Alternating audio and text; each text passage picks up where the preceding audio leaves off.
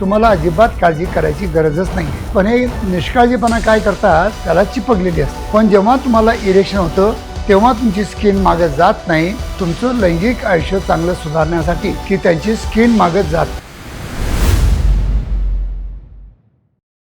नमस्कार मित्रांनो, लैंगिक समस्यांमध्ये जे काही तुम्हाला प्रॉब्लेम येतात त्या प्रॉब्लेमविषयी मी नेहमी तुमच्यासाठी नवीन विषय घेऊन येत असतो. आणि असाच एक नवीन विषय आज मी घेऊन आलेलो आहे.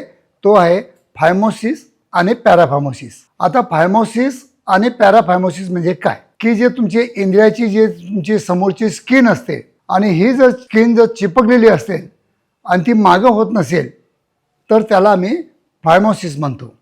आणि जर स्किन तुमची इंटॅक्ट आहे पण जेव्हा तुम्हाला इरेक्शन होतं तेव्हा तुमची स्किन मागे जात नाही, त्याला आम्ही पॅराफायमोसिस म्हणतो.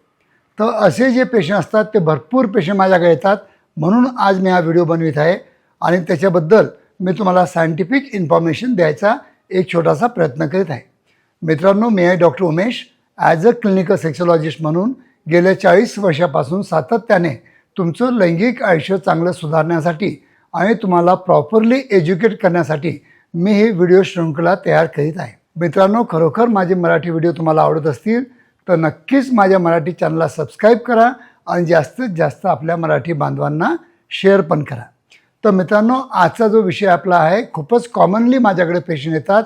आउट ऑफ 10 पेशंट 2 पेशंट माझ्याकडे असे येतात की त्यांची स्किन मागत जात नाही. जी आपल्या समोरची इंद्रियाची स्किन असते, ज्याला आम्ही ग्लॅन्स पेनिस म्हणतो, त्याला चिपकलेली असते. तर असे पेशंट भरपूर येतात. पण हे निष्काळजीपणा काय करतात की सोपी त्यांना इतकी ट्रेस समजत नाही की स्किन मागं पुढं होत नसेल तर आपण डॉक्टरांना संपर्क साधायला पाहिजे असं पण त्यांना वाटत नाही. पण लग्न झाल्यानंतर किंवा जास्त म्हणजे फोर्सफुली इंट्रोकोर्स केल्यानंतर जेव्हा त्यांना स्वेलिंग येते आणि स्किन फोर्सफुली मागं लोटले जाते आणि त्यानंतर इथं ट्रँग्युलेशन होतं, म्हणजे याला इंद्रियाची स्किन घट्ट होते आणि त्याला फुगा येतो, त्यामध्ये पाणी भरतं, तेव्हा ते माझ्या क्लिनिकला येतात.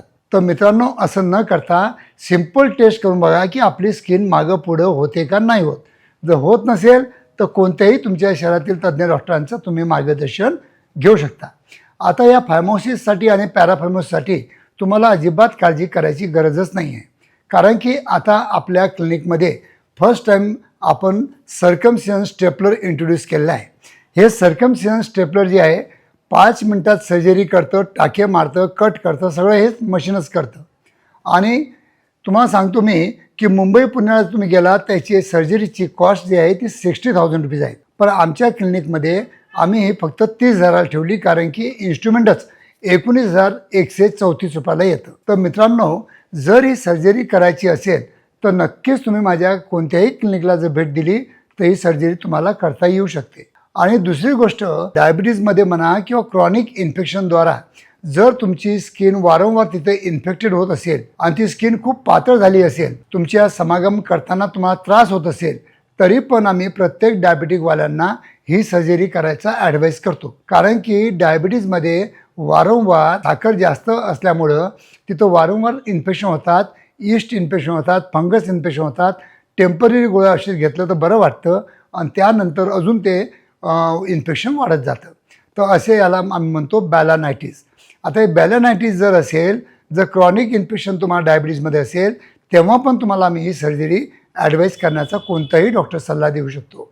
तर मित्रांनो, असे जे काही प्रॉब्लेम असतील तर नक्कीच माझ्या जवळच्या कोणत्याही माझ्या ब्रँचला भेट द्या आणि लवकरात लवकर ही सर्जरी करून घ्या, जेणेकरून तुमचं वैवाहिक जीवन अजून चांगलं आनंदित आणि सुखात राहू शकतं.